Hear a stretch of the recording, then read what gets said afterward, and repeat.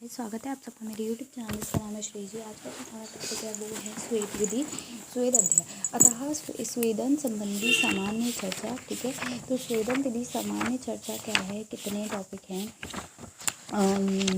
इसमें हम स्वेद की बात करेंगे। अभी हमने स्नेहन की बात की। ठीक है, स्नेहन के बाद स्वेदन करना, यह बात पूर्व के अध्याय में बता चुके हैं। स्नेहम अग्नि प्रद्युत तथा स्वेद मनन अंतरम, अर्थात स्नेहन के बाद स्वेदन की विधियों का निर्देश करने के लिए स्वेद अध्याय का प्रारंभ किया गया। शोधन से लाभ क्या होता है। अब स्नेहन के बाद स्वेदन क्रिया का वर्णन करेंगे, जिससे विधिवत प्रयोग से स्वेद क्रिया शांत करने वाले वात पित्त कफ के रोग शांत हो जाएं। यहाँ वात कफात्म से अतः स्वेद प्रवक्ष्यते ये यत् का प्रयोजता स्वेद साध्य प्रक्षामयन्ति गदा वात कफात्मकता। अर्थात क्या है, अब स्नेहन के बाद स्वेदन क्रिया का वर्णन किया जाएगा। ठीक है, क्यों किया जाएगा। जिनके विधिवत प्रयोग से स्वेद क्रिया शांत होती है वाले वात वात और कफ के रोग शांत हो जाते हैं। यहाँ वात कफनात् इस शब्द की व्याख्या व्यस्त और समस्त दोनों पक्षों से की जाती है। व्यस्त पक्ष में वात रोगों में और कफ में रोगों में, समस्त पक्ष में वात कफजन्य रोगों में स्वेदन करना चाहिए। इसी अध्याय के 8वें श्लोक में बताया है कि वात श्लेष्म वाते व कफे व स्वेदिष्यते, अर्थात वात शीतल होता है और स्वेद उष्ण होता है। अर्थात स्वेद वात को दूर करने, कफ सौम्य होता है, स्वेद आग्नेय होता है तथा आग्नेय सौम्य कफ का नाश करने वाला होता है। तथा वात कफ का कफनाश रोग स्वेद का प्रयोग किया जाता है। स्नेहन क्रिया के बाद स्वेदन करने से लाभ क्या होता है, तो श्लोक देखो। स्नेह पूर्वे प्रयुक्तम स्वेद वर्जिते अनिले पुरुष मूत्रे रेतसाम न सजंती कथक कचम, अर्थात कथम चन, अर्थात स्नेहन क्रिया करने के बाद स्वेदन क्रिया से वात दोष दूर करने के लेने पे मलमूत्र शुक्र से शरीर में किस प्रकार रुकते नहीं है। प्राह मलमूत्र एवं शुक्र की अधिक दुष्टि वायु से होती है। अतः स्वेदन के पूर्व से स्नेहन करने से इसकी शुद्धि हो जाती है, जिसके परिणाम स्वरूप मूल मूत्रावरोध तथा शुक्र स्मृति आदि नहीं हो पाते। स्वेदन की प्रशंसा में उपमा क्या है, जब सूखे हुए काष्ठ में विधिपूर्वक स्नेहन और स्वेदन करने के बाद अपनी इच्छा अनुसार जिधर चाहे उधर घुमाया जा सकता है, तो वह जीवधारी पुरुष का स्नेहन और स्वेदन करने के बाद अपनी इच्छा अनुसार यथास्थान नहीं घुमाया जा सकता, अर्थात अवश्य ही घुमाया जा सकता है। सफल स्वेदन के आधार क्या है, रोग ऋतु और रोगी के बल और प्रबल का विचार कर ना अधिक गर्म ना अधिक मृदु स्वेद दोष के अनुसार उचित द्रव्यों से कल्पना बनाकर जिस शरीर प्रदेश में जिस प्रकार जितना स्वेद करना उचित में उतनी ही मात्रा में स्वेद करने से लाभ होता है। तात्पर्य यह है कि बिना नियम स्वेद करने से लाभ नहीं होता, किंतु विधिपूर्वक दोष अनुसार द्रव्य से रोग ऋतु और रोगी के बल उचित द्रव्यों में गर्म बल के अनुसार न गर्म न अधिक मृदु स्वेद करना लाभकारक होता है। देश का तात्पर्य है कि शरीर प्रदेश के भिन्न भिन्न स्थानों में भिन्न भिन्न प्रकार से स्वेद किया जाता है, जैसे कि आगे 10वें श्लोक में बताया जाएगा। स्वेद के 3 भेद कौन से होते हैं, महान, मध्यम और दुर्बल। तो यहाँ से लेके आपके श्लोक नंबर 13 तक बहुत इंपॉर्टेंट है। तो देखो श्लोक नंबर 7, व्याधो शीतम शरीरे चा महान स्वेदो महाबले दुर्बले दुर्बला स्वेद मध्यम मध्यम हिता। रोगी के बल के अनुसार शीतकाल होने पर और शरीर के बलवान होने पर महास्वेद किया जाता है, और दुर्बल होने पर दुर्बल, रोग होने पर अति शीत पड़ने पर दुर्बल मृदु स्वेद करना चाहिए, और रोगी के मध्यम होने पर, मध्य बल होने पर, साधारण शीत रहने पर मध्यम स्वेद करना चाहिए। नेक्स्ट है, तो यहाँ पे क्या बताया, स्वेद के 3 भेदों का वर्णन किया गया है, वो हमने बात कर ली। नेक्स्ट है, स्वेद के 2 भेद कौन से बताए गए, स्निग्ध और रुक्ष बताए गए हैं। तो वात श्लेष्म श्लोक नंबर 8 है, वात श्लेष्म मणिवाते वह कफे व स्वेद इक्षते स्निग्ध रुक्षस्तथा स्निग्ध रुक्ष आपयदु कल्पिता, अर्थात वात कफजन रोगों में स्निग्ध और रुक्ष, वातजन विकारों में स्निग्ध और कफजन विकारों में रुक्ष द्रव्यों से बनाए हुए स्वेद करना चाहिए। यहाँ दोष के अनुसार स्निग्ध और रुक्ष द्रव्यों द्वारा कल्पित ये 3 स्वेद बताए गए हैं, मतलब स्निग्ध है, रुक्ष है और बाकी स्निग्ध और रुक्ष साथ में। ठीक है, आत्माशय नहीं है, आमाशय और पक्वाशय दोषों में स्निग्ध विधि। तो श्लोक नंबर 9 है, पेज नंबर 2, 4, 6 पे। आमाशय गते वाते कफे वक्वाशय आश्रिते रुक्ष पूर्वे हिता स्वेदा स्नेह पूर्व स्थिते चा, अर्थात आमाशय में यदि वायु कुपित हो तो रुक्ष द्रव्यों के साथ द्वारा स्वेद करा कर बाद में स्निग्ध द्रव्यों द्वारा स्वेदन करना चाहिए। पक्वाशय कब कुपित हो तो पहले स्निग्ध द्रव्यों द्वारा स्वेद कराने के बाद रुक्ष द्रव्यों के द्वारा स्वेदन कराना चाहिए। नेक्स्ट है, वृक्ष आदि स्थान पर स्वेद मात्रा। तो देखो 10th श्लोक, वृक्षणो हृदयं दृष्टि स्वेद ये अन्न मृदु नैव वा मध्यम वृक्षणो शेषमा अंगवयव मष्टम। अर्थात वृक्षण, अंकुश, हृदय, नेत्र इनका स्वेदन नहीं कराना चाहिए, मृदु स्वेद कराना चाहिए, वृषण प्रदेश में मध्यम स्वेद कराना चाहिए। इनके अतिरिक्त अंगों में रोगानुसार आवश्यकता अनुसार स्वेद कराना चाहिए। नेत्र की स्वेदन विधि 11वां है।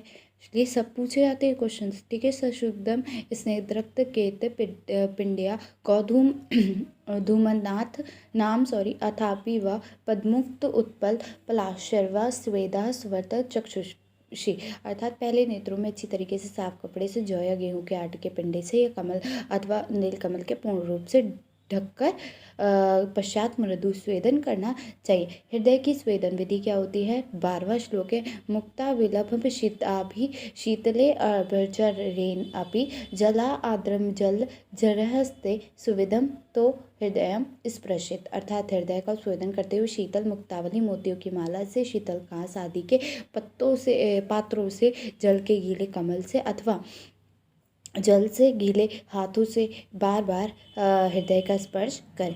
सम्यक स्वेदन का लक्षण क्या होता है? शीतल शूल व्यायाम परमे स्याबम गौरवम निग्रह संजाते मात्रवे स्वेदे स्वेदान अतिरिक्त अति मृता। अर्थात जब उचित रूप में स्वेदन हो जाता है, क्या होता है कि उचित रूप में स्वेदन हो जाता है तो रोगी व्यक्ति के शरीर में शीत और शूल की शांति हो जाती है, शरीर की जकड़ाहट गुरुता नष्ट हो जाती है, शरीर के अवयव कोमल हो जाते हैं और पसीने आने लगते हैं। इन लक्षणों को देखकर यह समझना चाहिए कि स्वेदन क्रिया उचित रूप में हो गई है, तब स्वेदन कार्य से विरत हो जाना चाहिए। स्वेदन के अतियोग के लक्षण, वहाँ पे स्नेहन के अतियोग के लक्षण थे, यहाँ पे स्वेदन के अतियोग के लक्षण है। तो श्लोक देखो 14th है। पित्त प्रकोपो मूर्छा च शरीर सदनम तृषा दह स्वेद अंग दौर्बल्यम अति स्वित्रम लक्षणम। अर्थात यदि स्वेदन का प्रयोग अधिक मात्रा में होता है तो पित्त का प्रकोप हो जाता है, मूर्छा आती है, शरीर में अवसाद बढ़ जाता है, प्यास अधिक लगती है, शरीर में दाह होता है, पसीना आने लगता है और स्वर तथा अंगों में दुर्बलता हो जाती है। इन लक्षणों को देखकर अति स्वेद हो जाता है, ऐसा समझना चाहिए। अति योग में चिकित्सा कैसे करोगे? तस्य शित्य नामक सूत्रस्था में 6ठे अध्याय में ग्रीष्म ऋतु की जो चर्या बताई गई है उसमें क्या क्या बताया गया? मधुर स्निग्ध और शीतल आहार विहार का वर्णन किया गया। उससे पूर्व रूप से विधिपूर्वक स्वेद के अतियोग होने पर करना चाहिए। ग्रीष्म ऋतु में सूर्य के ताप से जो संतप्त होकर जिससे प्रकार रक्षा होती है, वैसे आहार विहार ग्रीष्म ऋतु में किया जाता है। भली बात है, स्वेद के अतियोग होने पर ताप से शरीर अधिक संतप्त हो जाता है, इसलिए ताप से रक्षा करने के लिए ग्रीष्म ऋतु की बताई गई है। सारी विधियों का इसमें भी वर्णन पालन किया गया है। मधुर स्निग्ध शीतल इनका पुनः उल्लेख कर देने से ग्रीष्म ऋतु में अल्प या अधिक जल पिलाकर मदिरापान पीने का विधान है। अतियोग में सेवन नहीं किया जाता है,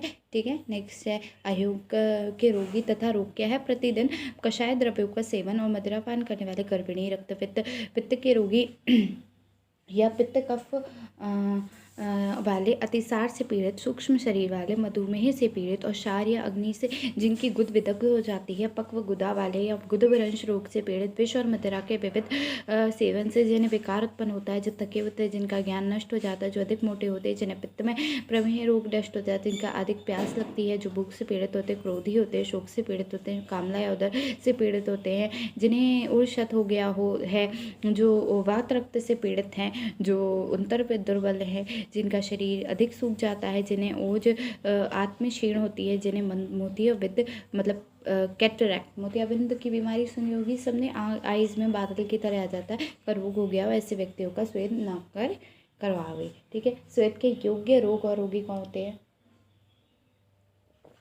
तो यहाँ बताया गया है स्वेद के योग्य जो व्यक्ति प्रतिशय्या, काश, हिचकी, श्वास रोग से पीड़ित है, कफ के द्वारा स्रोतस के भर जाने से शरीर, जिसका शरीर गुरु हो गया हो, कर्णशूल हो, मन्याशूल हो, शिराशूल हो, स्वेरवेद हो, गलग्रह हो, अदृत हो, एकांगवात हो, सर्वांगवात हो, पक्षाघात हो, विनामक धनु स्तंभ हो आदि कोष्ठ से अनाविबंध मूत्राघात रोग, मूत्रक्रच, अंडकोश वृद्धि, अंगमर्द, पाद, जानु, उरु, जंगा, इन रोगों में शूल तथा जगराहट, चोर्थ रोग, खलेली रोग, शीतजन्य रोग, कंपवात, वातकंटक, अंगों का संकोच, व्यायाम वात, सर्वांग, शूल अंगों में स्तब्धता अर्थात जगराहट, गुरुता और शून्यता हो जाने पर स्वेद किया जाता है। नेक्स्ट है पिंड स्वेद के द्रव्य कौन कौन से थे? इंपॉर्टेंट है, यहाँ से लेके आपका श्लोक नंबर 25 से लेके 28 तक इंपॉर्टेंट है। तो तिल, माश, कुलथत, अम्ल, घृत, तेल, अभिषेक, ओदन। अर्थात क्या हो गया? तिल हो गया, उड़द की दाल हो गई, कुल्थी हो गई, अम्ल द्रव्य हो गया, घृत, तेल, मांस भात और आपका पायसे कृष्णे मासे पिंड स्वेदम प्रयुक्तम। मांस भात खीर खिचड़ी मांस इन द्रव्यों से पिंड स्वेद कराना चाहिए।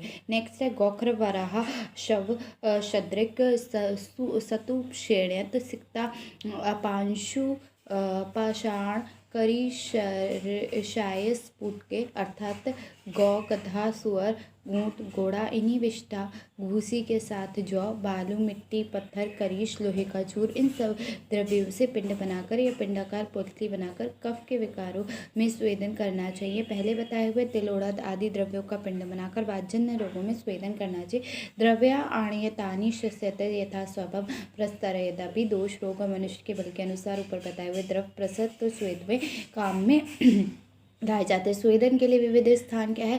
भृगुहेषु च जेताकेषुणा गर्भगृहेषु च विदु मांगतप्तेषु स्वभक्त सिविदित सुखम अर्थात धूम से रहित अंगारों से तपाए हुए तहखाने जैताक में उष्ण गर्भगृह में संपूर्ण शरीर में वातघन तेल का मर्मोदन कर सोने से सुखपूर्वक स्वेद होता है।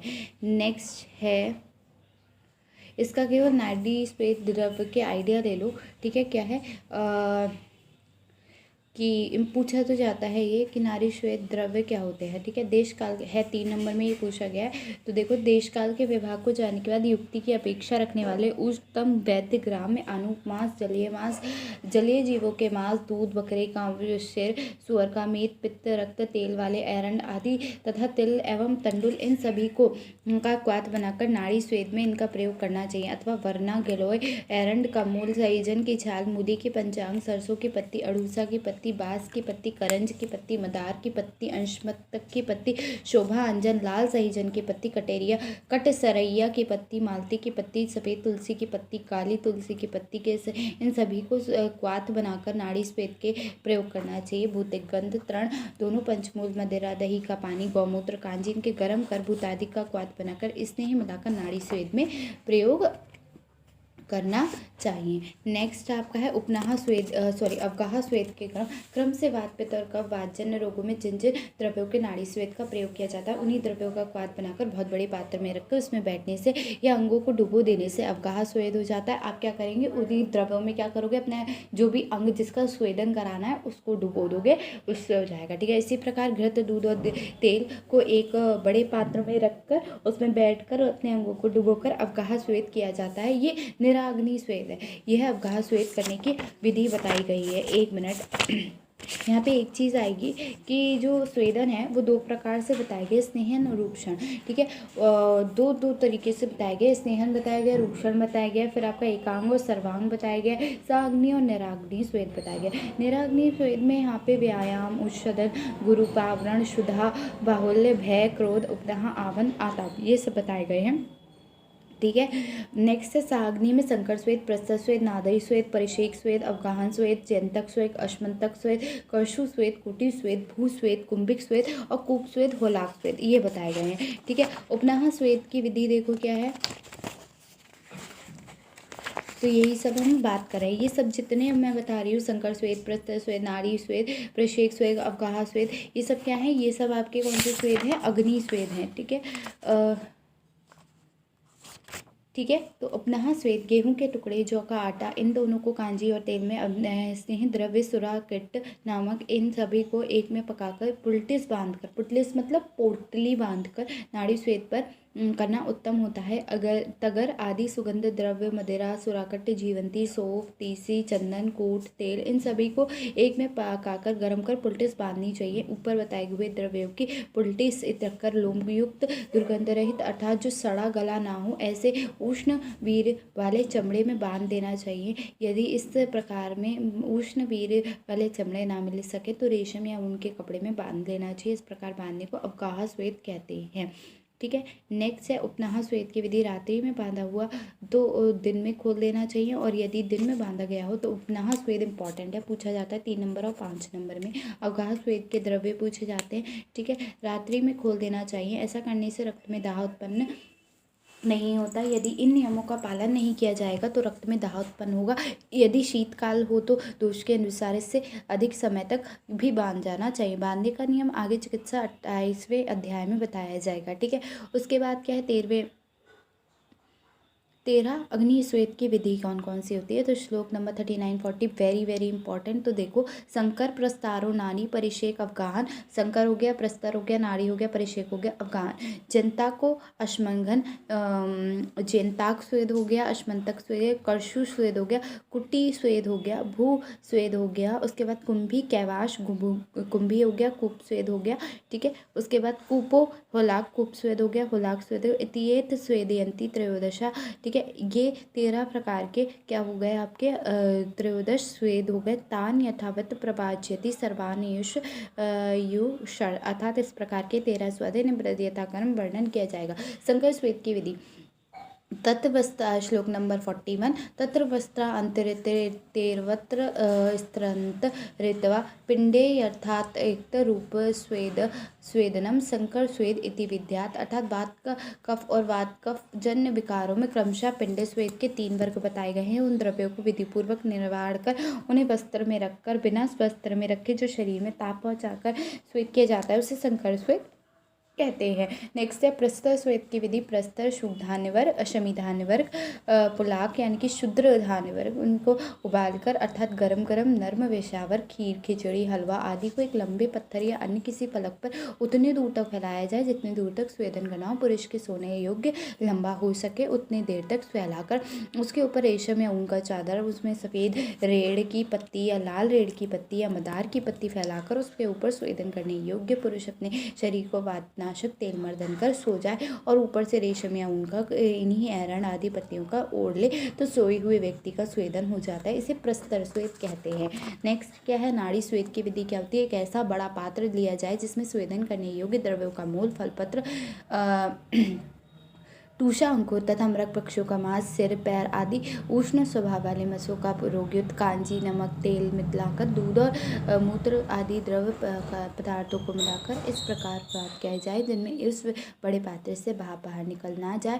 पहले ही पात्र में एक छिद्र बना दिया जाए कि उस छिद्र के सरकंडे के खोखले, सीख या बांस की नली, करहर की पत्ती, मदार की पत्ती, इनमें से किसी भी एक से बनाई हुई नली की आकृति हाथी के सूंड की तरह चढ़ाव उतार वाली हो। उस नली को पात्र के छिद्र में लगाकर उसका मुंह बंद कर देना चाहिए। नली का जो मोटा भाग हो वह छिद्र में लगाया जाए तो पतला भाग हो उसे स्वेदन करने योग्य स्थान के पास रखा जाना चाहिए। इस नली की लंबाई 3.5 हाथ की होनी चाहिए और चौड़ाई आधा व्यायाम की होनी चाहिए। नली का मूल भाग जो पात्र से मिलाया जाए वह चौथा भाग व्यायाम के चौथाई भाग के बराबर होना चाहिए। अंतिम भाग व्यायाम के 8वें भाग के समान मोटा होना चाहिए। मूल से लेकर अग्र भाग तक और उसकी मोटाई में यदि कोई छिद्र हो तो वातनाशक करने वाले एरंड आदि के पत्ते से उसे बांध दिया जाए। यह नली 2-3 जगह टेढ़ी होनी चाहिए। यह जब इस पात्र में निकले हुए वाष्प को वात रोगित पीड़ित मनुष्य वात नाशक तेलों से मर्दन कराकर स्वेदन कर तब तक का पात्र का मुख बंद हो जाने से वाष्प ऊपर को और गति करती है, फलतः उसकी गति बीच में रुक जाती है। तब वह भयंकर वेग से त्वचा को नष्ट भ्रष्ट न करते हुए सुखपूर्वक स्वेदन कर देती है। इसे नाड़ी स्वेद कहते हैं। परिषेक स्वेद की विधि वात का रोगी हो या सर्वसद सनिपात रोगी हो, वात की प्रधानता हो या परिषेक स्वेद करना हो, सर्वप्रथम रोगी का शरीर रोग अनुसार सिद्ध तेलों से मर्दन करवाकर हल्के कपड़े से ढक देना चाहिए। फिर नाड़ी स्वेद में बताए हुए द्रव्यों के मूल, पत्र आदि गरम गरम क्वाथ करके उसे कुंभी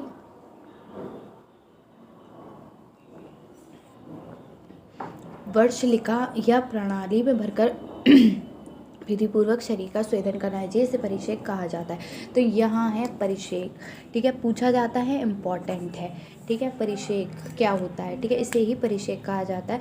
जो वात प्रधान हो अर्थात संसर्गन और सनिपात दोष में वात की प्रधानता वाले हैं उन्हें नाड़ी स्वेद में बताए गए द्रव्यों के मूल, पत्र आदि का गर्म गर्म क्वाथ बनाकर छोटे बड़े या सहस्त्र वाले घट में या बड़ी नली में भरकर रोग अनुसार द्रव्यों में सिद्ध तेल को शरीर में मर्दन करके एक हल्के कपड़े से शरीर को ढककर विधिपूर्वक उस क्वाथ को से शरीर का स्वेदन करना चाहिए। इसे परिषेक स्वेद कहा जाता है। ठीक है, नेक्स्ट है अवगाहन स्वेद की विधि। तो वातनाशक द्रव्यों को क्वाथ, दूध, तेल, घृत, मांसरस से गर्म में कोष्ठ में प्रवेश कराकर स्नेह में अवगाहन स्वेद करते हैं। नेक्स्ट है जनताक स्वेद की विधि। इंपॉर्टेंट है। जनताक विधि की स्वेद के इच्छुक व्यक्ति को सर्वप्रथम भूमि की परीक्षा करनी चाहिए। भूमि स्वेद के क्रम के उपयुक्त वास स्थान से पूर्वी दिशा या उत्तर दिशा में रहनी चाहिए। भूमि गुणयुक्त और प्रशस्त पृथ्वी के एक भाग में काली या पीली मिट्टी वाली हो। वह भूमि किसी लंबे ताल परिपावाप पुष्पकारिणी, कमल के फूलों से सुशोभित तालाब आदि किसी भी एक अच्छे जलाशय के दक्षिण या पश्चिमी तट पर हो, जिसके तालाब में सुंदर सीढ़ियाँ बनी हो तथा जहाँ की भूमि भाग समतल हो, ऐसा स्थान में जलाशय से 7 या 8 अड़तनी हटकर पूर्व मुख वाला एक उत्तर मुख वाला कुटागार गोलाकार गृह बनवाएं। इस पर कुटागार का मुख्य द्वार जलाशय की सीढ़ियों की ओर ही रखा जाए। उस कुटागार की ऊंचाई और चौड़ाई अधिक से अधिक 16 अड़तनी होनी चाहिए। चारों तरफ से ये गोलाकार होना चाहिए। इस ग्रह की दीवार अच्छी तरीके से मिट्टी की तरह पुती होनी चाहिए। इस ग्रह में अनेक झरोखे होने चाहिए कि जिससे वायु का प्रवेश और निर्गमन हो सके। इस ग्रह के भीतर चारों तरफ दीवारों से सटा हुआ एक अर्तनी की ऊंचाई चौड़ाई में चौताल बनाए हुए, जो एक तरफ से फाटक के पास से प्रारंभ होकर दूसरी तरफ से फाटक की दीवार तक समाप्त हो। इस प्रकार बने हुए कुटागार के मध्य भाग में एक 4 हाथ लंबा पुरुष की ऊंचाई के बराबर मिट्टी का गोलाकार अनेक छिद्रों वाला अंड कोशक बनावे, जिसमें ऊपर से ढक्कन लगा हो। उसे कुटीले को खदेड़ अर्श अश्वकर्ण आदि वातघन लकड़ियों को डालकर आग लगा दे। जब यह समझ लें कि लकड़ी ठीक रूप से जल गई है, धूम बिल्कुल नहीं है, केवल अग्नि के अंगारे से अंगकोष्ठक और कुटागार तप्त हो गया, तब स्वेद करने योग्य ऊष्मा से युक्त उस अग्निग्रह को समझकर उस ग्रह में स्वेद करने योग्य व्यक्ति इस शरीर में वातनाशक तेल का मंडन कराकर एक हल्का कपड़ा उड़ाकर प्रवेश करा दे। जब स्वेद के योग्य पुरुष अग्निग्रह में प्रवेश करेगा तो शिक्षा देकर समझाए कि हिस्सों में अपने कल्याण और आरोग्य लाभ के कुटागार में प्रवेश करो और कुटागार में प्रवेश कर किनारे जो चौतरा बना हुआ है उस पर आरोहण कर बलक से पुनः दूसरे बगल तक, मतलब एक करवट जैसे कहते, करवट बदलकर सुखपूर्वक शयन करो। यदि ये चौतरे का शयन करके तुम पसीने से पीड़ित हो जाओगे तो मूर्छा से युक्त हो जाओगे। तब भी जब तक तुम्हारे शरीर में श्वास प्रश्वास रहे तब तक इस चौतारे को कभी भी ना छोड़ना, क्योंकि इस चौतारे से गिर जाने पर पसीना और मूर्छा से युक्त होने पर कारण तुम्हारा द्वार को नहीं पाओ सकोगे, इसलिए शीघ्र मर जाओगे। इसीलिए इस चौतारे को भी ना छोड़ना। जब तक तुम अपने और अभिसंधि कपदोष से रहित समझ लो, तब तुम्हारे शरीर से पसीने ने चिपचिपा भाग ठीक से निकल जाए, सारे शरीर से स्रोत खुल जाए, जिससे अपने शरीर को हल्का समझ लो। दोषों का निबंध, शरीर की जकड़ाहट, वेदना, शरीर की क्रूरता नष्ट हो जाए, ये समझ लो। तो उसी चौतारे के सहारे शयन किए बिना धीरे धीरे मुख द्वार पर चले आना और उस कुटागार से बाहर निकल आना। निकलकर सहसा नेत्रों की रक्षा करने के लिए शीतल जल से स्नान मत करना। जब ये समझ लो कि मेरे शरीर को संताप और श्रम दूर हो गया हो, तब एक मुहूर्त के बाद कुछ गर्म जल से विधिपूर्वक स्नान करना और उसके बाद भोजन करना। इस प्रकार जयंताक श्वेत की विधि बताई गई, बहुत लंबी थी, ऐसी बताई गई है, ठीक है।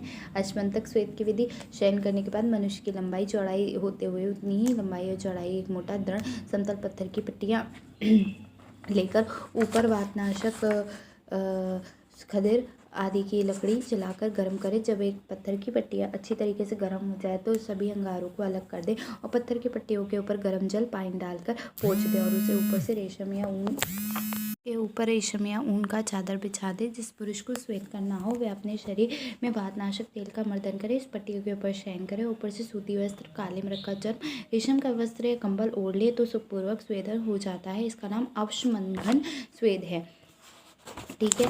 अश्मघन स्वेद हो गया हमारे यहाँ। अब नेक्स्ट स्वेद कौन सा है?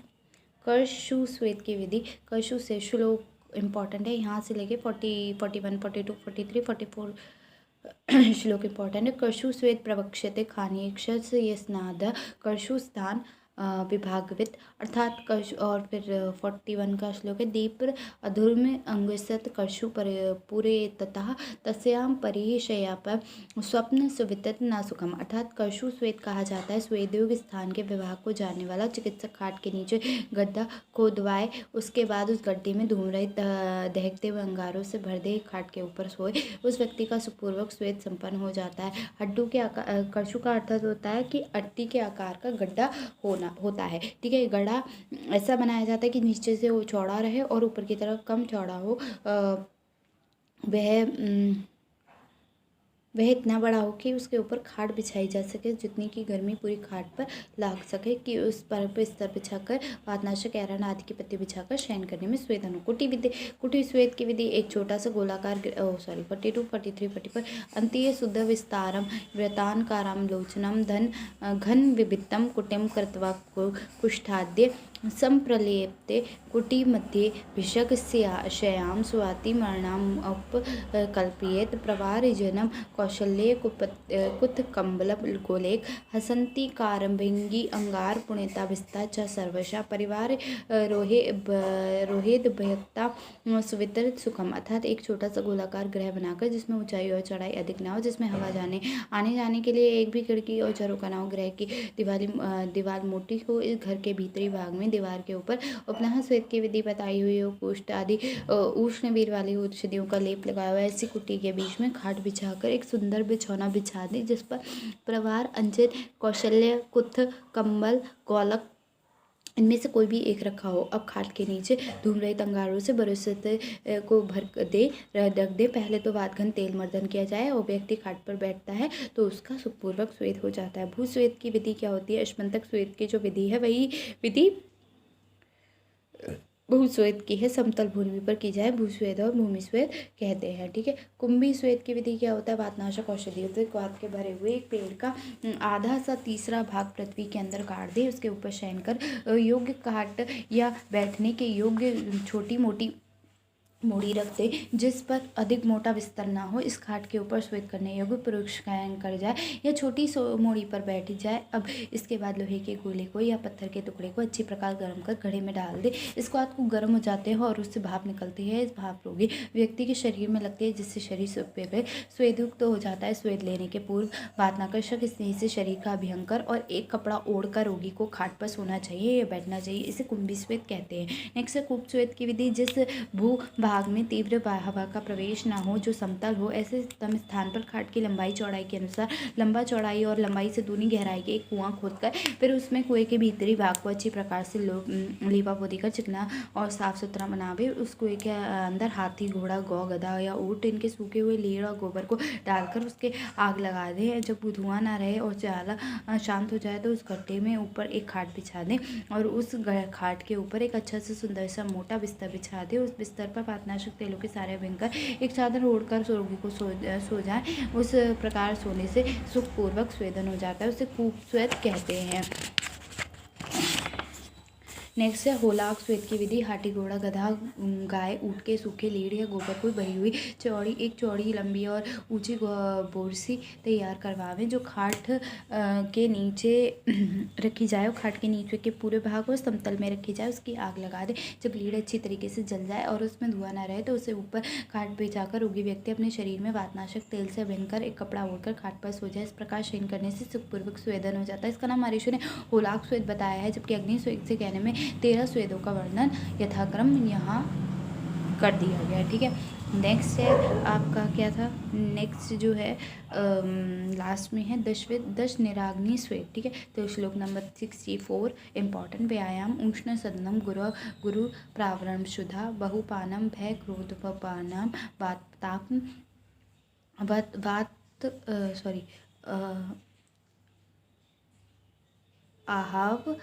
आताप ठीक है। स्वेदयंती दशेत नर म अग्नि गुणा दतेत। अर्थात व्यायाम, उष्ण ग्रह, भारी ओढ़ने के वस्त्र, कंबल आदि।